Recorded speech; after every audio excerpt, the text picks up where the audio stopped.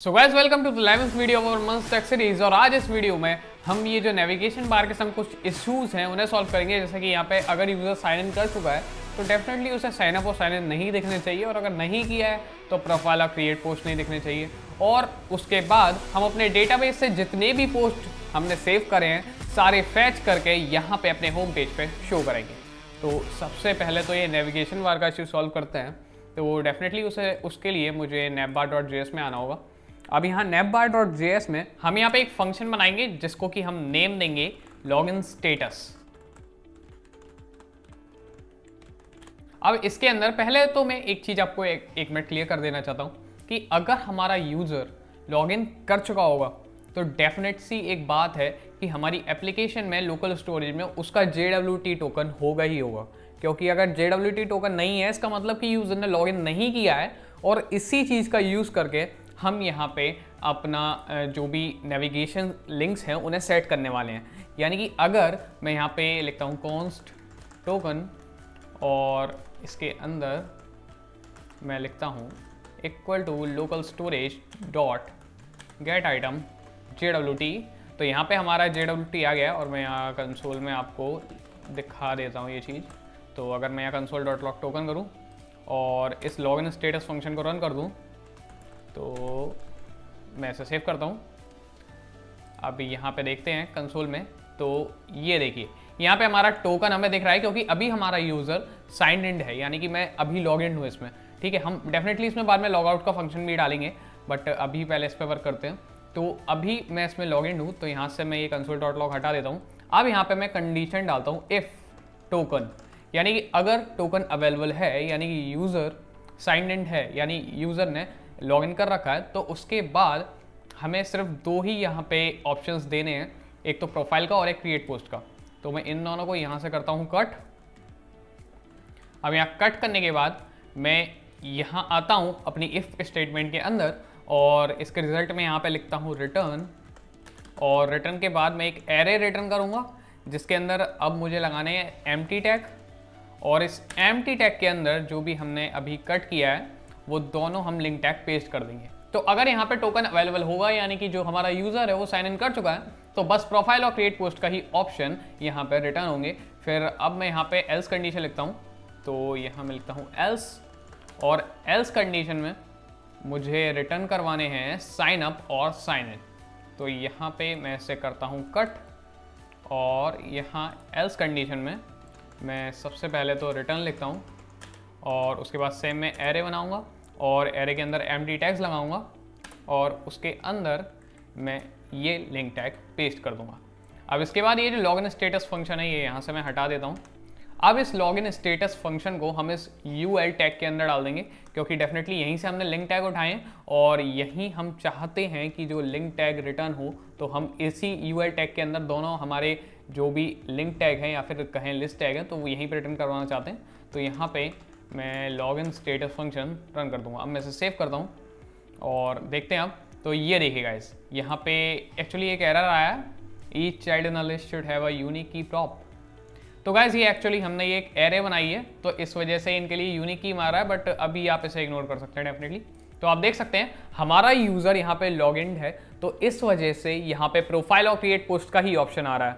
और I think यहाँ पे मुझे थोड़ी पैडिंग एक्स्ट्रा करनी चाहिए, तो मैं चलता हूँ यहाँ navbar.css में और यहाँ पे पैडिंग 20 पिक्सल कर देता हूँ। ओके, अब आई थिंक ये बेटर लग रहा है। अब इसके बाद मैं आपको दिखाता हूँ इंस्पेक्ट पे जाके, और यहाँ पे मैं जाऊँगा एप्लीकेशंस में, और एप्लीकेशन में जाने के बाद मैं ये जो JWT टोकन ऐसे कर दूँगा डिलीट।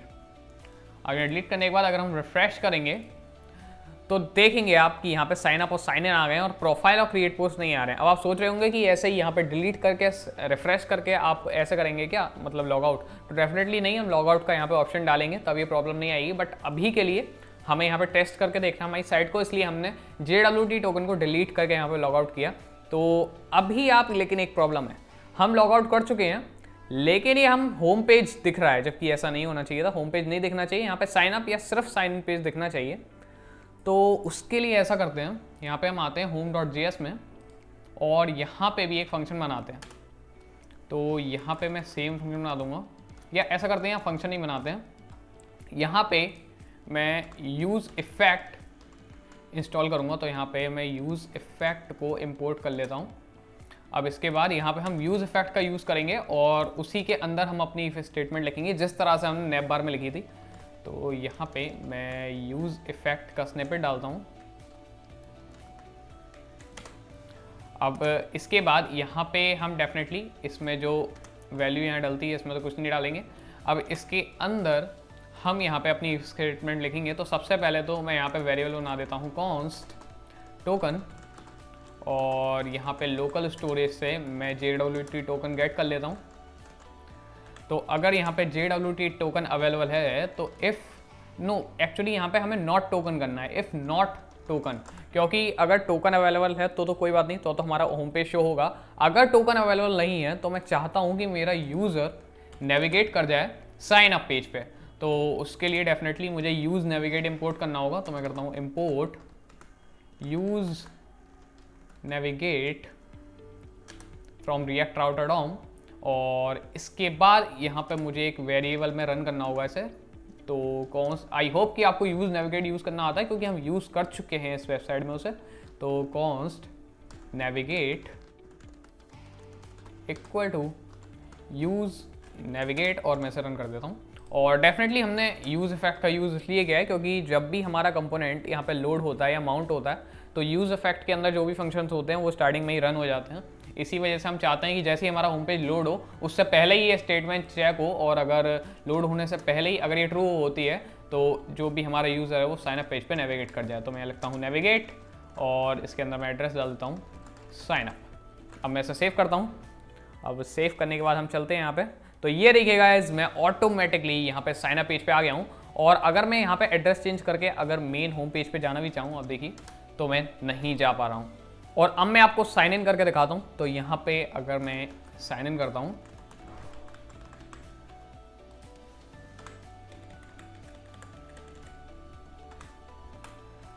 तो यहाँ पे मैंने किया साइन इन। तो ये देखिए गाइस, यहाँ पे हम होम पेज पे आ तो गए हैं, बट यहाँ पे ऊपर ये जो लिंक्स हैं ये चेंज नहीं हुई। अभी भी यहाँ पे साइन अप और साइन इन की लिंक आ रही है, जबकि यहाँ पे क्रिएट पोस्ट और प्रोफाइल की लिंक आ जानी चाहिए थी। तो लेट्स सी कि क्या कोई एरर है। सो गाइस, यहाँ पे कोई एरर नहीं है, ये तो बेसिकली वही की प्रॉप का एरर है जो कि हम इग्नोर कर सकते हैं, वो इतना सिग्निफिकेंट नहीं है। तो आई थिंक गाइस, जो कि हम जानते हैं कि रिएक्ट का फीचर होता है कि जो कंपोनेंट में चेंजेस होते हैं रिएक्ट बस उसे ही रेंडर करता है।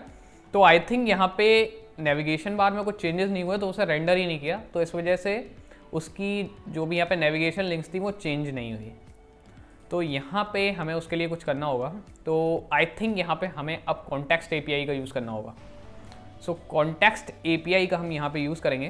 तो अगर आपको नहीं आता है कॉन्टेक्स्ट API तो कोई यहाँ पे घबराने की बात नहीं है, हम बिल्कुल उसको बेसिक्स से समझेंगे। तो यहाँ पे सबसे पहले तो उसका यूज़ करने के लिए SRC में मैं यहाँ पे एक फ़ोल्डर बना लेता हूँ जिसको नाम दूंगा मैं कॉन्टेक्स्ट। अब इसके अंदर मैं यहाँ पे एक फ़ाइल बनाऊँगा, उसको नाम दे देता हूँ login context.js। डेफिनेटली इस फाइल को या फोल्डर को आप कुछ भी नाम दे सकते हैं। अब यहाँ पे सबसे पहले तो हम इंपोर्ट करेंगे रिएक्ट और क्रिएट कॉन्टेक्स्ट रिएक्ट लाइब्रेरी से। तो यहाँ पे मैं करता हूँ इंपोर्ट और यहाँ मैं करूँगा रिएक्ट कॉमा क्रिएट कॉन्टेक्स्ट, यहाँ पे कॉन्टेक्स्ट का C बड़ा बनना चाहिए, और फ्रॉम रिएक्ट।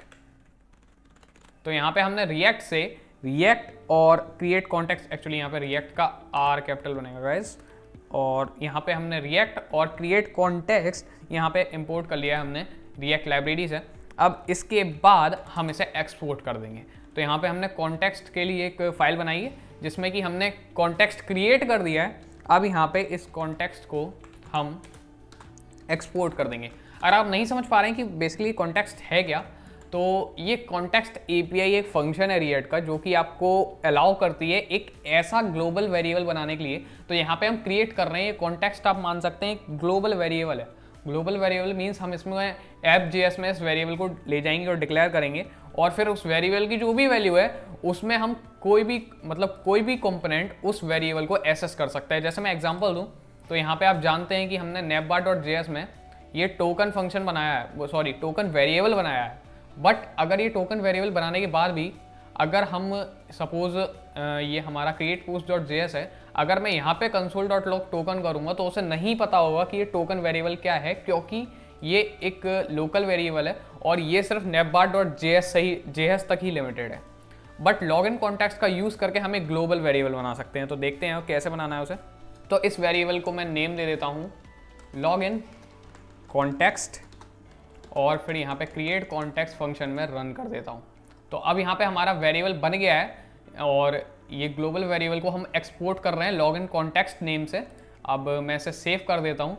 अब सिंपली हम जाएंगे अपनी app.js में और वहाँ इसे इंपोर्ट कर लेंगे। तो app.js कहाँ है मेरी? ओके, ये app.js। अब यहाँ पे app.js में सबसे पहले तो हमें यहाँ पे इंपोर्ट करना होगा हमारा क्रिएट कॉन्टेक्स्ट और उसके बाद हम यहाँ पे इंपोर्ट कर सकते हैं हमारा लॉगिन कॉन्टेक्स्ट। तो यहाँ पे मैं करता हूँ इंपोर्ट रिएक्ट और यहाँ पे कॉमा क्रिएट कॉन्टेक्स्ट। तो यहाँ पे फिर से यहाँ कॉन्टेक्स्ट का सी हमें याद रखना है कि कैपिटल बनना है। तो यहाँ पे हमने क्रिएट कॉन्टेक्स्ट यहाँ पे भी इंपोर्ट कर लिया है। अब इसके बाद हम लॉगिन कॉन्टेक्स्ट इंपोर्ट करेंगे। लॉगिन कॉन्टेक्स्ट क्या है? लॉगिन कॉन्टेक्स्ट हमारा वो ग्लोबल वेरिएबल है जो कि हमने क्रिएट किया है। तो यहाँ पे मैं करता हूँ इंपोर्ट लॉगिन कॉन्टेक्स्ट। अब यहाँ पे हमें उसका पाथ डालना होगा। तो उसका पाथ देखते हैं क्या है, डॉट डॉट स्लैश और यहाँ में src में डालना है। एक्चुअली आई थिंक हम सीधे यहाँ पे डॉट स्लैश कर सकते थे। तो ओके, यहाँ डॉट स्लैश। अब यहाँ पे हमें कॉन्टेक्स्ट में जाना है, फिर अगर मैं स्लैश करूँ तो लॉगिन कॉन्टेक्स्ट मुझे यहाँ पे देखिए मिल गया है। तो यहाँ पे मैंने इस पाथ के थ्रू यहाँ पे लॉगिन कॉन्टेक्स्ट वेरिएबल को इंपोर्ट कर लिया जो कि वहाँ से एक्सपोर्ट हो रहा था। अब जो हमारा सेकंड स्टेप है वो थोड़ा सा शायद कंफ्यूजिंग हो सकता है। अब हमें जिस जिस कंपोनेंट में हम चाहते हैं कि हम इस ग्लोबल वेरिएबल को यूज़ करें, उस कंपोनेंट को एक टैग के अंदर डालना होगा।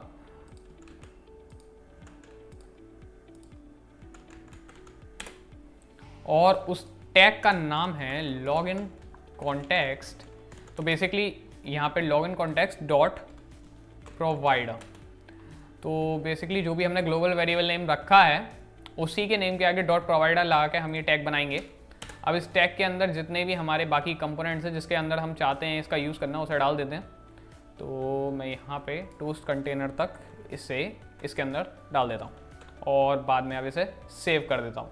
तो यहाँ पे अब हमने इसे लॉगिन कॉन्टेक्स्ट डॉट प्रोवाइडर के अंदर डाल दिया है। अब यहाँ पे हमें लिखना है वैल्यू और वैल्यू के अंदर हम वो ग्लोबल वेरिएबल्स डिफाइन करेंगे जो कि हम यहाँ पे चाहते हैं कि यहाँ पे चेंज हो। एक मिनट, यहाँ पे हमें I think use state install करनी होगी। तो यहाँ पे मैं इंपोर्ट करता हूँ यूज स्टेट। अब यूज स्टेट इंपोर्ट करने के बाद मैं यहाँ पे एक वेरिएबल बना लेता हूँ। तो इसको मैं नाम देता हूँ यूज़र लॉगिन और अभी के लिए इसे फॉल्स कर देता हूँ। ओके, तो अभी ये फॉल्स है। अब यहाँ पे हम ये वैल्यू के अंदर एक और कर्ली ब्रेसेस लगाएंगे और यहाँ पे सेट यूज़र लॉगिन यहाँ पे पास कर देंगे। तो अब ये सेट यूज़र लॉगिन है, ये कोई भी हमारा कंपोनेंट एक्सेस कर सकता है। तो अब अगर मैं इसे सेव करूँ, अब इसके बाद हमें signin.js में जाना होगा। तो यहाँ पे हम आएंगे signin.js में। अब यहाँ signin.js में आने के बाद हमें ये जो यूज़र लॉगिन है इसको यहाँ पे इंपोर्ट करना होगा। और ऐसा हम क्यों कर रहे हैं? क्योंकि हम चाहते हैं कि जब भी यूज़र साइन इन कर जाए तो वो जो यूज़र लॉगिन की वैल्यू फॉल्स है वो ट्रू हो जाए। तो अब यूज़र लॉगिन डेफिनेटली हमने बनाया है app.js में।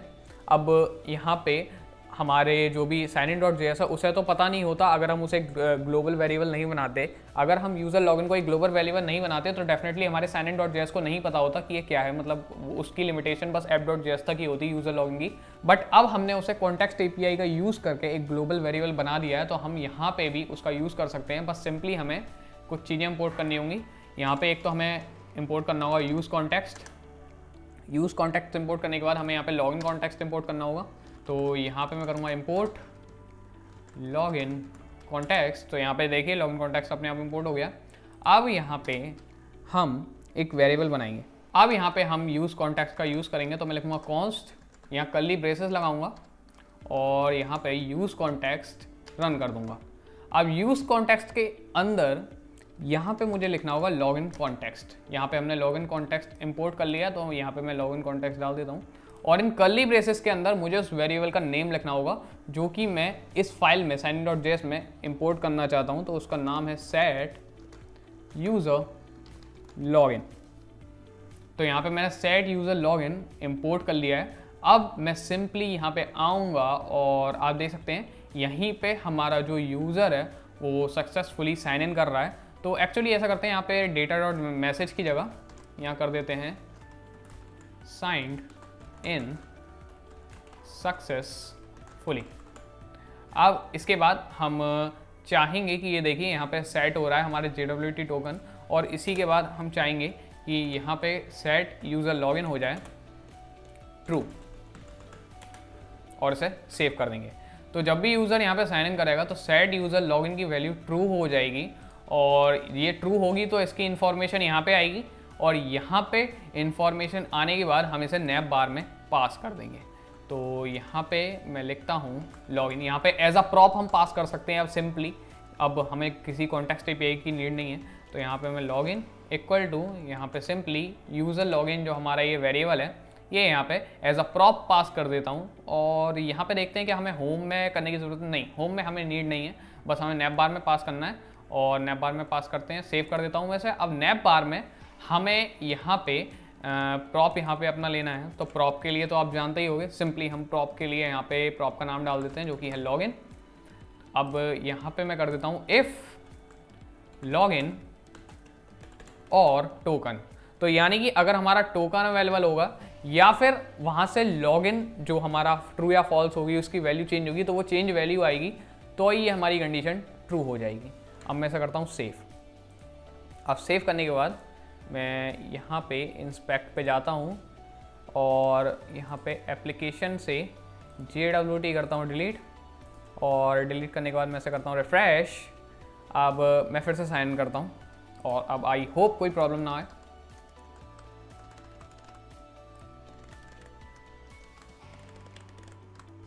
और यहाँ साइन इन पे क्लिक करता हूँ। सो ये इनवैलिड पासवर्ड दिखा रहा है, तो एक मिनट, आई थिंक मैंने रॉन्ग पासवर्ड डाल दिया है। और मैं फिर से साइन इन पे क्लिक करता हूँ। सो ये देखिए गाइस, यहाँ पे साइन इन सक्सेसफुली लिखा गया है, और यहाँ पे हमारी नेविगेशन लिंक्स दोनों चेंज हो गई हैं। यहाँ पे प्रोफाइल और क्रिएट पोस्ट आ गया है, और यहाँ पे हमारा जो साइन अप और साइन इन पेज है वो चला गया है यहाँ से, मतलब उनकी नेविगेशन लिंक्स चली गई हैं। तो देखिए ये हमारा फीचर बिल्कुल परफेक्टली वर्क कर रहा है। अब हम जो भी हमारे डेटाबेस में पोस्ट हैं उन्हें फैच करेंगे और फैच करके हमारे होम पेज पे शो करेंगे। और मैं एक और बात यहाँ पे आपको क्लियर कर देता हूँ कि आप जितने चाहें उतने यहाँ पे ग्लोबल वेरिएबल बना सकते हैं कॉन्टेक्स्ट API का यूज़ करके। आपको सिंपली यहाँ पे यूज स्टेट का यूज़ करके एक वेरिएबल बनाना होगा, और उसके बाद यहाँ पे आप कॉमा लगा के उस वेरिएबल की जो भी सेट फॉर्म है वो यहाँ पे लिख सकते हैं, जिससे कि वो एक ग्लोबल वेरिएबल बन जाएगा। और थ्रू आउट द ऐप आप किसी भी कंपोनेंट से उस वेरिएबल को फिर चेंज कर पाएंगे। तो यहाँ पे अभी तो हमें एक ही यहाँ पे वेरिएबल बनाने की नीड है और एक ही यूज़ कर रहे हैं। बाद में अगर ऐप में अगर हमें और नीड हुई तो डेफिनेटली हम और वेरिएबल्स बना सकते हैं। तो अब यहाँ पे हम अपने पोस्ट डेटाबेस से फैच करने की तरफ देखते हैं। तो डेफिनेटली हमें डेटाबेस से कुछ फैच करना है, कुछ लेना है, तो हमें कोई API तो बनानी होगी उसके लिए। तो यहाँ पे हम आते हैं बैकएंड वाले फोल्डर में, और यहाँ पे हमें एक API बनानी होगी डेटा गेट करने के लिए। तो यहाँ पे मैं इस फ्रंट एंड वाले फोल्डर को अभी बंद कर देता हूँ, और यहाँ पे बैकएंड वाले फोल्डर में हम आएंगे रूट्स पे create_post.js में। अब यहाँ पे हमें एक और रूट लगाएंगे, लेकिन ये रूट होगा हमारे गेट का, ना कि पोस्ट का। तो यहाँ पे मैं लिखता हूँ router.get, और इसके अंदर अब हमें जो भी हमारा राउट हम डालना चाहते हैं वो डालना है। तो यहाँ पे मैं इसका रूट कर देता हूँ ऑल पोस्ट्स। अब इसके बाद मैं यहाँ कॉमा लगाऊंगा, और इससे भी मैं रिक्वायर लॉगिन कर दूंगा, क्योंकि मैं चाहता हूँ एक यूज़र जब यहाँ पे लॉगिन हो तभी वो यहाँ पे जितने भी पोस्ट है उसे एक्सेस कर पाएँ। तो यहाँ पे कॉमा, और यहाँ पे मैं लिखूँगा रिक्वेस्ट कॉमा रेस्पॉन्स। यहाँ पे फेट एरो फंक्शन हम कंप्लीट करते हैं। तो यहाँ पे अब हमारा यहाँ पे रूट कंप्लीट हो गया। अब इसके अंदर हमें कोड लिखना है। तो सबसे पहले तो मैं ये चाहता हूँ कि जब मेरे पास रिक्वेस्ट है, गेट रिक्वेस्ट ये जाए, तो यहाँ पे हमारे डेटाबेस में से तो हमारे डेटाबेस मॉडल का नाम लिखना होगा, जो भी मॉडल से हम चाहते हैं कि डेटा हमें चाहिए। हमारे पास डेटाबेस में दो मॉडल हैं, एक तो है यूज़र और एक है पोस्ट। तो यहाँ पे हमें पोस्ट वाले पे रिक्वेस्ट डालनी है, तो यहाँ पे मैं लिखूँगा post डॉट, और यहाँ पे हमें डेफिनेटली इंपोर्ट करने की नीड नहीं है, क्योंकि हम देखिए यहाँ पे पहले ही mongoose.model पोस्ट इंपोर्ट कर चुके हैं।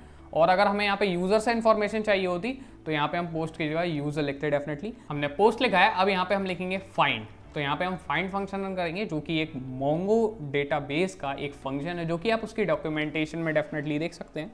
तो ये फाइंड फंक्शन हमारी जो भी मॉडल है उसमें पोस्ट मोंगो डेटाबेस में हमारी पोस्ट मॉडल का जितना भी डेटा है सब हमें यहाँ पे फैच करके दे देगा। तो यहाँ पे अब हम कॉल बैक फंक्शन लगाएंगे जिससे कि हमें डेटा मिलेगा।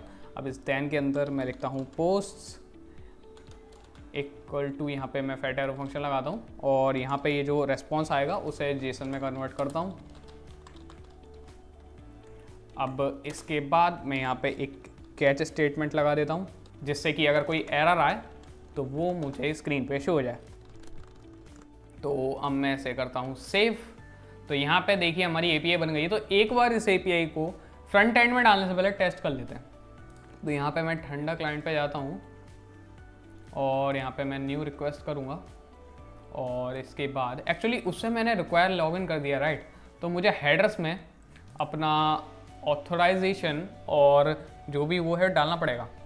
तो एक काम करते हैं, अभी के लिए वो रिक्वायर लॉगिन हटा देते हैं, ताकि हम बिना हमारे उन ऑथराइजेशन वाले हेडर के यहाँ पे रिक्वेस्ट कर पाएँ। तो मैं इसे सेव कर देता हूँ, बाद में हम रिक्वायर लॉगिन लगा देंगे, क्योंकि जब हम फ्रंट एंड पे वर्क करेंगे वहाँ से रिक्वेस्ट मारेंगे तो वो तो लोकल स्टोर से अपने आप, अगर यूज़र हमारा पहले से साइन इन होगा तो वो लोकल स्टोर से अपने आप हेडर सेट हो जाएंगे, तो वहाँ पर हमें करने की नीड नहीं होगी। तो यहाँ पर अभी न्यू रिक्वेस्ट में हम विदाउट रिक्वायर लॉगिन के यहाँ पे रिक्वेस्ट करते हैं। तो मुझे एक गेट रिक्वेस्ट डालनी है, http://localhost:5000/all posts पर। ओके, तो अब मैं सेंड पे क्लिक करता हूँ। तो यहाँ पे आप देखेंगे जितने भी पोस्ट यहाँ पे हमारे MongoDB में सेव हैं सारे के सारे यहाँ पे आ गए हैं। बट आप देख सकते हैं यहाँ पे कुछ की तो फोटो है, वैसे मोस्टली की फ़ोटो है, बट आप देखेंगे कि यहाँ पे कुछ पोस्ट ऐसे हैं जिनमें नो फोटो है, और डेफिनेटली वो होगी क्योंकि स्टार्टिंग में हम विदाउट फोटो वहाँ पे क्लाउडनरी पे पोस्ट कर रहे थे हमारे पोस्ट, तो इस वजह से आई थिंक ये है। तो ऐसा करते हैं, MongoDB में जाते हैं और जिनकी भी फ़ोटो नहीं है वो सारे पोस्ट डिलीट कर देते हैं, ताकि जब हम वहाँ से फैच करके शो करेंगे होम पेज पे तो वहाँ पे कोई प्रॉब्लम ना आए। तो यहाँ पे हम ब्राउज कलेक्शन करेंगे साइन इन करने के बाद, और यहाँ पे हम देखेंगे हमारे दो मॉडल आएंगे। तो यहाँ पे हमारे कलेक्शन में देख सकते हैं आप पोस्ट है और यूज़र्स है। तो यहाँ पे मैं पोस्ट में जिन जिन पे नो फोटो है उन सबको डिलीट कर देता हूँ।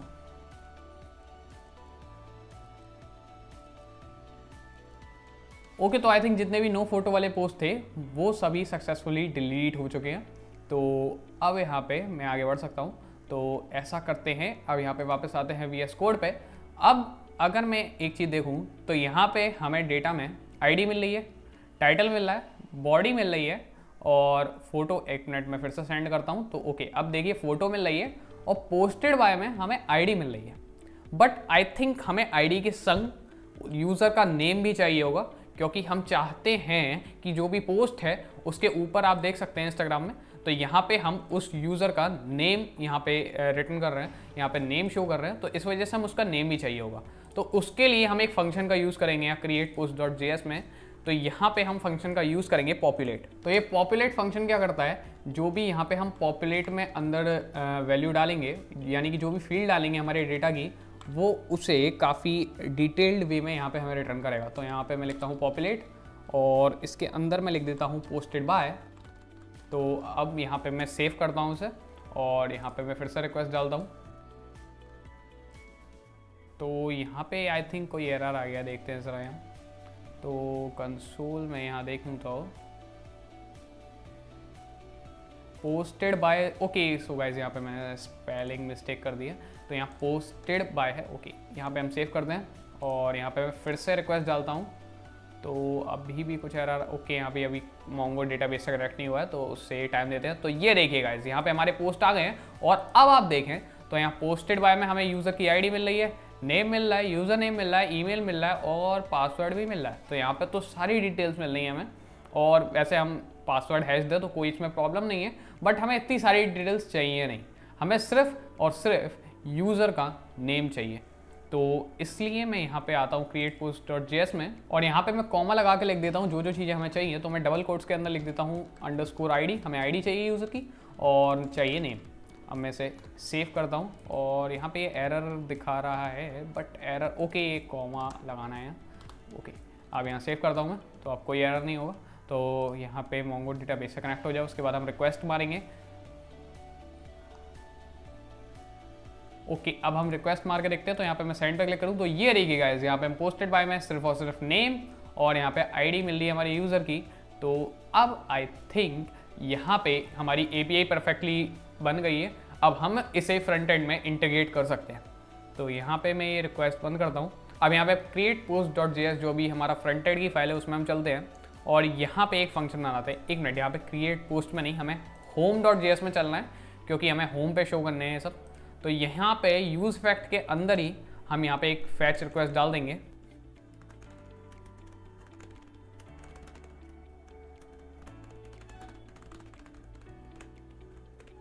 तो यहाँ पे हम फैच रिक्वेस्ट डालते हैं और यहाँ पे हम एड्रेस डालते हैं। तो एड्रेस है हमारा http://localhost:5000/all posts। अब यहाँ पे मैं लगाऊंगा कॉमा और उसके बाद हम यहाँ पे हेडर्स डालेंगे। हमें मेथड डालने की जरूरत नहीं क्योंकि एक गेट रिक्वेस्ट है। अब यहाँ पे कॉलन लगा के मैं अंदर हेडर्स डालता हूँ। तो हेडर्स में ऑथोराइजेशन वाला हेडर डालना है क्योंकि एक मिनट, हम शायद उसे रिक्वायर लॉगिन करना भूल गए। तो यहाँ पे मैं ऐसा कर देता हूँ रिक्वायर लॉगिन, जिससे कि अब यहाँ पे सिर्फ एक लॉगिन यूज़र हमारे पोस्ट एक्सेस कर सकता है। तो अदरवाइज़ वो लॉगिन नहीं है तो उसे एक्सेस नहीं मिलेगा हमारे पोस्ट का। तो मैं इसे सेव कर देता हूँ। अब यहाँ पे home.js में हम हेडर्स में डाल देते हैं ऑथोराइजेशन। ऐसा करते हैं, यहाँ पे हम create post.js जो भी हमारा बैक एंड का नहीं फ्रंट एंड वाला है उसमें हम आते हैं और वहीं से कॉपी कर लेते हैं हेडर को। तो यहाँ पे हमारा हेडर, तो यहाँ से ये जो ऑथराइजेशन वाला हेडर है मैं इसे कॉपी कर लेता हूँ और home.js में यहाँ पे कर देता हूँ पेस्ट। तो यहाँ पे आप देख सकते हैं ऑथराइजेशन में मैंने BRL लिखा, उसके बाद स्पेस और उसके बाद लोकल स्टोरेज में से जो भी टोकन है JWT का वो यहाँ पे गेट कर लेगा ये और डाल देगा। तो यहाँ पे हमने हेडर सेट कर दिए हैं। अब इसके बाद हमें डेटा मिलेगा तो उस डेटा को हम कॉल बैक फंक्शन के थ्रू सीधे यहाँ पे गेट कर सकते हैं। तो यहाँ पे मैं लगाऊंगा देन और देन के अंदर रेस और यहाँ फेट एरो फंक्शन। अब इस रेस्पॉन्स को हमें जेसन में कन्वर्ट करना है तो res.json। अब इसके बाद हमें यहाँ पे एक और कॉल बैक फंक्शन लगाना होगा क्योंकि ये जो res.json है ये भी एक प्रॉमिस रिटर्न करता है। तो यहाँ पे मैं लिखूँगा रिजल्ट और यहाँ पे फेट एरो फंक्शन के थ्रू मैं यहाँ पे कंसोल में अपना ये जो रिजल्ट है इसे हम देखते हैं। ओके, तो अब यहाँ पे मैं इसे सेव करता हूँ, लेकिन उससे पहले मैं एक यहाँ पे कैच स्टेटमेंट और लगा देता हूँ जिससे कि अगर कोई एरर आए तो हमें पता चल जाए। तो यहाँ error equal to console.log error. Okay, अब आई थिंक हमें यहाँ पे इसे सेव करना चाहिए। यहाँ पे सब कुछ रेडी हो गया है। अब यहाँ पे देखते हैं कुछ एरर तो नहीं है, तो नहीं है गाइज। तो यहाँ पे अगर हम कंसोल में देखते हैं तो ये देखिए, तो एक्चुअली यहाँ पे कुछ एरर है। यहाँ पे रिफ्रेश करता हूँ मैं तो ओके, वो वही की प्रॉप वाला एरर। तो देखिए गाइज, यहाँ पे कंसोल में हमें हमारे जितने भी पोस्ट हैं सब के सब मिल रहे हैं। तो यहाँ पे इन पोस्ट को सिंपली हम एक एरे में डाल सकते हैं और उस एरे पे मैप फंक्शन लगा के जितने भी पोस्ट बनेंगे वो सब यहाँ पे Home.js में शो कर सकते हैं। तो यहाँ पे ऐसा करते हैं, एक यहाँ पे यूज स्टेट मैं पहले तो इंपोर्ट कर लेता हूँ। तो यहाँ पे मैंने यूज स्टेट इंपोर्ट किया। अब यहाँ पे एक वेरिएबल बनाऊंगा मैं यूज स्टेट का यूज़ करके, जिसका मैं नाम दूंगा डेटा, और इस डेटा के अंदर ही हमारे सारे पोस्ट होंगे। और इस डेटा में हम यूज स्टेट में यहाँ पे एम्प्टी नहीं छोड़ेंगे, हम यहाँ पे एक एरे बना देंगे, एम्प्टी एरे। तो इसी एरे के अंदर हम सारे पोस्ट डालेंगे अपने। तो यहाँ पे यूज स्टेट में हमने एक एम्प्टी एरे छोड़ दिया अभी के लिए। और यहाँ पे हम चाहते हैं, देखिए यहाँ पे डेटा आ रहा है, यहाँ पे हम कंसोल में डेटा हमारा शो कर रहे हैं। तो यहाँ पे कंसोल की जगह मैं यहाँ कर देता हूँ सेट डेटा और यहाँ कर देता हूँ रिजल्ट। तो यहाँ पे जो भी हमारे पोस्ट आएंगे वो सब के सब ये जो डेटा नाम का वेरिएबल है इसमें चले जाएंगे। अब यहाँ पे मैं इसे सेव करूँगा और उसके बाद हमें क्या करना है कि यहाँ पे आना है, हमें हमारा जो भी होम कार्ड है, हमारा ये जो कार्ड है यहाँ पे आना है। अब यहाँ पे हमें लगाना है डेटा डॉट मैप फंक्शन। तो एक मिनट, ये आई थिंक जावास्क्रिप्ट की जगह मैं यहाँ पे रिएक्ट जावास्क्रिप्ट कर लेता हूँ।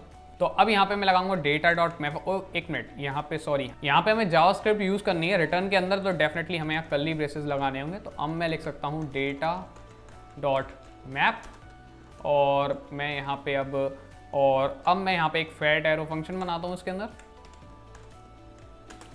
अब अगर मैं यहाँ करूँ कंसोल डॉट लॉग, और यहाँ पे मैं कर देता हूँ पोस्ट्स, तो यहाँ पे मैंने पोस्ट पैरामीटर डाल दिया, और कंसोल डॉट लॉग मैं कर देता हूँ पोस्ट्स, और देखते हैं ये एरर क्यों आ रहा है। तो यहाँ पे आई थिंक ये एक ब्रैकेट ज़्यादा है, तो ओके वो एरर चला गया है। अब मैं इसे करता हूँ सेव। अब यहाँ पे सेव करने के बाद मैं आपको कंसोल में दिखाता हूँ। तो ये देखिएगा इस वो डेटा डॉट मैप फंक्शन की वजह से यहाँ पे जितने भी हमारे पोस्ट हैं हमें यहाँ पे एक एक करके सब मिल रहे हैं। तो डेफिनेटली अगर मैं यहाँ पे डेटा डॉट मैप फंक्शन के अंदर यहाँ पे हमारा टैग डालता हूँ, तो यहाँ पे ऐसा करते हैं, ये जो पूरा रिटर्न करते हैं इसे, तो यहाँ पे मैं लिखूँगा रिटर्न, और फिर रिटर्न के अंदर मैं यहाँ पे ब्रैकेट्स बनाऊँगा, और इसके अंदर ये पूरा हमारा कार्ड डिव है, इसे रिटर्न कर देते हैं। तो यहाँ देखते हैं हमें कहाँ तक इसे, आई थिंक ऐड कमेंट तक, पूरा यहीं तक इसे कॉपी करना होगा। Let's see. तो ये वाला डिव है, ये डिव हमारा यहाँ ख़त्म हो रहा है, तो यहाँ तक हमें इसे कॉपी करना है। या ऐसा करते हैं, इसे मिनिमाइज़ कर लेते हैं। तो हम इसे मिनिमाइज़ करके ये जो पूरा कार्ड डिव है इसे यहाँ के कट करेंगे, और कट करके इस रिटर्न के अंदर पेस्ट कर देंगे। अब यहाँ पे मैं इसे सेव करता हूँ, तो आप देखेंगे कि वहाँ पे 6 पोस्ट आ गए होंगे। तो ये देखिएगा इस यहाँ पे 1 2 3 4 5 और 6, यहाँ पे 6 पोस्ट आ गए हैं, राइट। तो यहाँ पे हमारा जो डेटा एरे है उसके अंदर 6 एलिमेंट्स थे, तो हर एलिमेंट के लिए एक एक पोस्ट बन गया है। बट आप कहेंगे कि इसके अंदर सारी इन्फॉर्मेशन तो वही आ रही है जो हमने सेट करी है, तो नो प्रॉब्लम, उससे भी अभी हम फिक्स करते हैं। तो यहाँ पे हमें ये जो पोस्ट है यही हमारा बेसिकली डेटा है। तो अगर हम देखें तो इसके अंदर पोस्ट के अंदर हम एक ऑब्जेक्ट को ही खोल के देखते हैं। तो यहाँ पे मैं एक ऑब्जेक्ट खोलता हूँ, तो इस पोस्ट के अंदर यहाँ पे बॉडी में हमारा कैप्शन है, फोटो में हमारी फ़ोटो है, और यहाँ पे पोस्टेड बाई डॉट नेम में, तो यहाँ पोस्टेड बाई डॉट नेम में हमारा नेम है यूज़र का, राइट। तो यहाँ पे मैं करता हूँ नेम, पहले तो देखता हूँ, तो यहाँ पे नेम डालना है। तो यहाँ पे मैं लगाऊंगा कर्ली ब्रेसेस, और यहाँ पे मैं लिख दूंगा post dot name, sorry post dot posted by dot name, और मैं इसे सेव करता हूँ। तो आप देखेंगे जितने भी पोस्ट हैं, तो आप देख सकते हैं कि सभी यूज़र का यहाँ पे नेम आ रहा है। बट आप कहेंगे कि अभी प्रोफाइल पिक नहीं आ रही है, तो डेफिनेटली वो जब प्रोफाइल पिक अपलोड करने का हम ऑप्शन डालेंगे तो यहाँ पे सभी यूज़र्स की अलग अलग प्रोफाइल पिक भी आ जाएगी। और बेसिकली हमने एक ही आईडी से यहाँ पे जितने भी पोस्ट थे वो किए थे, इसलिए आपको सभी आईडी के आगे यहाँ पे ये एनीवन नेम दिखेगा। तो यहाँ पे एक मैं क्रिएट पोस्ट करके देखता हूँ। तो एक मिनट, या ये करने से पहले हम पहले प्रॉपरली यहाँ पे सारी चीज़ें यहाँ पे ले आते हैं पोस्ट की। एक मिनट, यहाँ पे गलत एड्रेस मिल गया, तो ओके। तो यहाँ पे अभी तो बस यूज़र का नेम आ रहा है, हमें यहाँ पे कैप्शन भी चाहिए, तो कैप्शन भी ले आते हैं। उसके बाद यहाँ पे हम क्रिएट पोस्ट करके एक देख लेंगे। तो यहाँ पे कैप्शन और फोटो और लानी है, सॉरी हमें। तो यहाँ पे post dot posted by name तो हो गया, अब यहाँ पे फोटो लानी है। तो ये है हमारी कार्ड इमेज। तो यहाँ पे SRC में हम कर्ली ब्रेसेस लगाएंगे, और उसके बाद लिखेंगे पोस्ट डॉट फोटो, और उसके बाद यहाँ पे कैप्शन देखना है हमें। तो कैप्शन होता है यहाँ पे पैराग्राफ में, और ये लाइक वाइक भी हम जब सेट करेंगे इसके लिए तभी देखेंगे। अभी यहाँ पे हम लिख देते हैं पोस्ट डॉट बॉडी। अब इसे हम सेव करते हैं, और ये देखिएगा इस यहाँ पे अलग अलग फ़ोटोज़ आ गई हैं। जो मैंने अपलोड करी थी वो एक्चुअली रैंडम फ़ोटोज़ ही अपलोड कर दी थी यहाँ पे, और यहाँ पे जो भी मैंने कैप्शन डाला था वो आ गया है। अब यहाँ पे हम एक पोस्ट क्रिएट करके देखते हैं। तो यहाँ पे मैं फ़ाइल चूज़ करूँगा, और यहाँ पे हम डेफिनेटली प्रोफाइल में हमारे यूज़र का नेम भी लाएंगे, तो उसकी आपको कोई भी दिक्कत नहीं लेनी है। तो यहाँ पे मैं कोई अच्छी सी फ़ोटो देख लेता हूँ अब यार।